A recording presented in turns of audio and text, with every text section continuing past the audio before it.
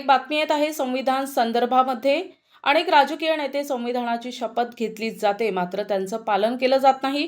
संविधान सन्मान परिषदेचे अभ्यासक डॉक्टर प्राध्यापक सुरेश वाघमारे सर यांनी खंत व्यक्त केली। डॉक्टर बाबासाहेब आंबेडकर यांच्या नावाने आणि संविधानाच्या नावाने समाजामध्ये तेढ निर्माण करण्याचं काम केलं जातं, तर दुसरीकडे जे आहे संविधानाच्या बाबतीत जे आहे नागरिकांमध्ये जनजागृती करण्याचं काम केलं जातं। सर आज संविधान धोक्यामध्ये आहे असं बोललं जातं, कसं बघताय याकडे?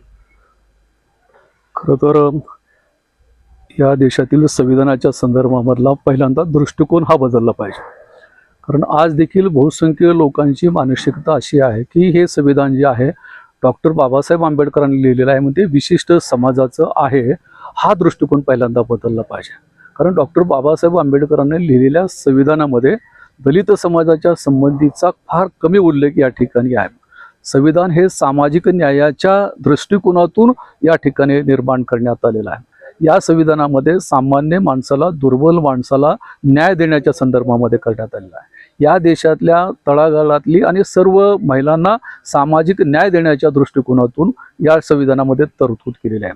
अमेरिकेसारख्या संविधानामध्ये देखील स्त्रियांना मताचा अधिकार जो आहे हा देण्यात आलेला नव्हता, नंतर कितीतरी वर्षांनी हा देण्यात आला। परंतु बाबासाहेबांनी सुरुवातीलाच अशी भूमिका केली की या संविधान सभेमध्येच महिला असल्या पाहिजेत, आणि त्याच्यामध्ये मला असं वाटतं की एकमेव अशा प्रकारचं संविधान असेल की त्यामध्ये सर्व जाती धर्माच्या स्त्रियांना त्या ठिकाणी समावेश केला होता।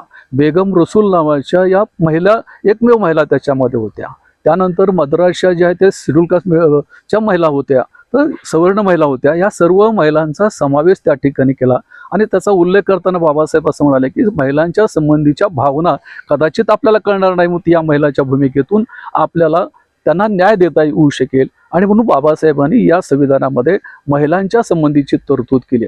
आणि त्यांना पुन्हा असं वाटलं की संविधानामध्ये देखील काही गोष्टी आल्या नाहीत, म्हणून बाबासाहेबांनी हिंदू कोड बिलाची मांडणी ही या ठिकाणी केली आहे। तर मला असं वाटतं की हे संविधान काय करतं, हे फक्त बाबासाहेबांचं संविधान म्हणून सांगण्याची गरज नाही, तर या संविधानाने आम्हाला शिक्षणाचा अधिकार दिला आहे, या संविधानाने पत्रकारांना लिहिण्याचा अधिकार दिला आहे, या संविधानाने महिलांना, दुर्बलांना मतदानाचा अधिकार दिलेला आहे, या संविधानाने आम्हाला रोजगाराचा मूलभूत अधिकार दिलेला आहे, या संविधानाने आम्हाला हे स्वातंत्र्य दिलेलं आहे, समता दिलेली आहे, सामाजिक न्याय दिलेला आहे। या भूमिकेतून आपण संविधानाकडे पाहिलं तर मला असं वाटतं की संविधानाच्या संबंधीची मानसिकता ही बदलू शकते। परंतु अलीकडे काय केलं जातं की संविधानाच्या संबंधी संभ्रम निर्माण केला जातो की गेल्या 7-8 वर्षापासून आम्ही संविधानाच्या संबंधी काम करतो, आणि मग प्रत्येक महिन्याला एका कॉलेजमध्ये जातो, एका शाळेमध्ये जातो, आणि संविधानाच्या संबंधी आम्ही त्यांना प्रश्न विचारतो आणि त्यांचं मत जाणून घेतो। आता एका मंदिरामध्ये देखील जाऊन आम्ही संविधानाचा कार्यक्रम घेतलेला आहे, आणि मग त्या ठिकाणी मी सरळ विचारतो की ह्या संविधानाला तुमचा विरोध आहे का?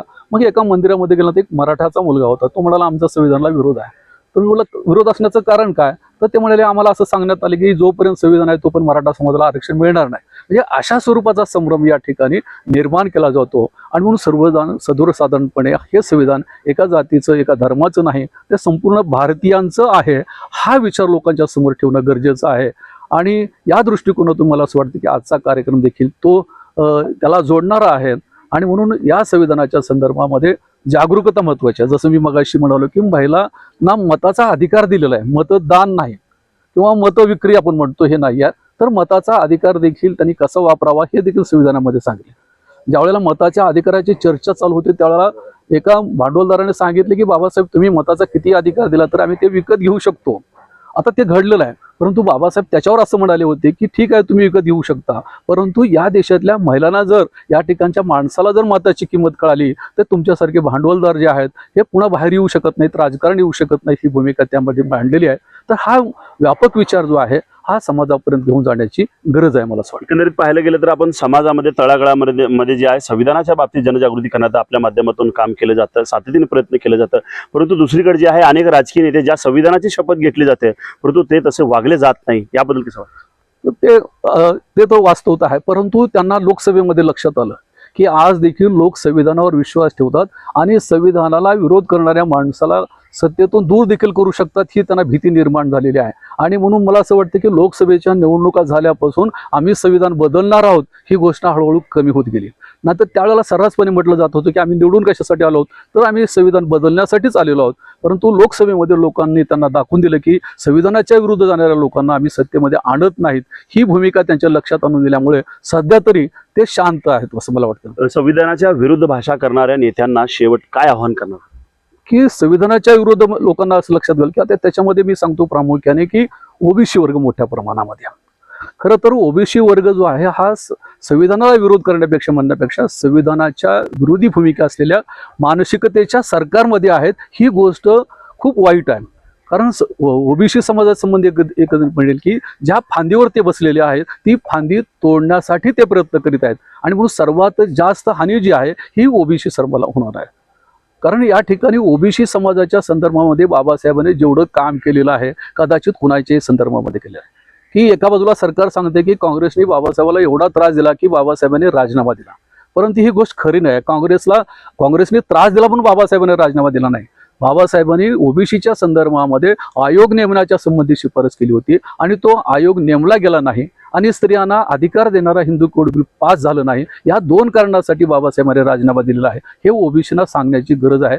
परंतु ओबीसीमध्ये जागृती करण्याचा प्रयत्न फारसा कोणी करत नाही. ओबीसी नेते देखील त्याच्या बाहेर जाण्याची गरज नाही. त्यांनी हे लक्षात घेतले पाहिजे की एका बाजूला बाबासाहेब ओबीसीसाठी राजीनामा देतात आणि दुसऱ्या बाजूला मंडल आयोगाला विरोध करणाऱ्या अटल बिहारीच्या राजकीय रथामध्ये बसण्याचं काम देखील ओबीसी करतात. त्याचा रथचालक जो ओबीसीच होता आणि त्याच्यामध्ये येणारे लोक देखील ओबीसीत होते. आणि मला असं वाटतं की पहिल्यांदा ओबीसीमध्ये ही जागृती निर्माण करण्याची गरज आहे. ते एकंदरीत अभ्यासूच्या माध्यमातून जे आहे अभ्यासा दृष्टिकोनातून जनजागृती करण्या संविधानाच्या बाबतीत जे आहे जनजागृती करण्याचा प्रयत्न केले जातं. आता याच्यातूनच या ठिकाणी अनेक राजकीय नेत्यांनी बोध घेण्याची अत्यंत गरज आहे. व्हिडिओ जर्नलिस्ट अजित चव्हाणसह आयुब शेख, NTV न्यूज मराठी, तुळजापूर, धाराशिव.